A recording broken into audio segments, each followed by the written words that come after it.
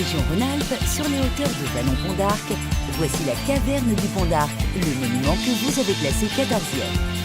Un bâtiment ultra-moderne, voire même futuriste, qui abrite pourtant l'une des plus vieilles grottes au monde, la grotte Chauvet. Enfin, sa réplique.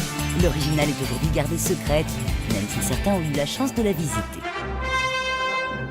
Quelle émotion devait être celle d'Éliette Brunel, de Christian Hiller et de Jean-Marie Chauvet lorsqu'un jour de décembre 1994, ils sont arrivés dans cette caverne qui les a propulsés 360 siècles en arrière. Peut-être la même émotion que la mienne lorsqu'ils m'ont fait découvrir cette grotte il y a quelques années et que j'ai senti cette peinture d'une modernité totalement incroyable, pratiquement contemporaine et pourtant venue du fond des âges. C'est une émotion incroyable, rien que d'en parler. Jean-Sébastien a été chanceux, mais l'émotion est palpable aussi sur le nouveau site.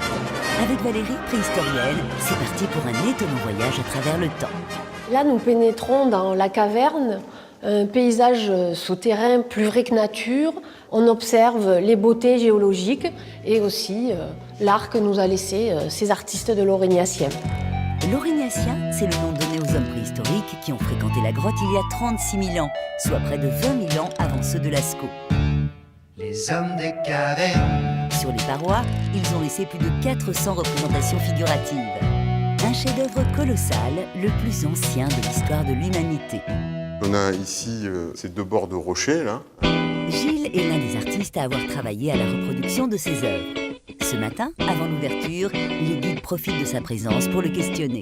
On observe que certains lieux ont deux yeux. Alors moi, dans ma visite, je parle de cubisme. Bon, on peut parler de cubisme, c'est pourquoi pas, mais ça peut être aussi simplement une volonté d'insister particulièrement sur le regard des fauves qui sont en chasse. Les gens, tellement c'est beau, ils posent la question du fait que... Ils pensent que ça a été amélioré ici, dans la réplique.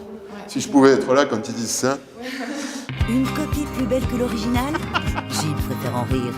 Pour faire les dessins, le plus simple, c'était d'utiliser les mêmes outils que les artistes préhistoriques. C'est-à-dire de l'ocre rouge en poudre pour faire la couleur rouge et pour le noir, des charbons de bois, de pin. 36 000 ans plus tard, on est capable de reproduire à l'identique. Une véritable prouesse technique qui attise la curiosité. Depuis son ouverture, la caverne affiche complet. Bonjour à tous, on est bienvenue à la caverne du Pont d'Arc.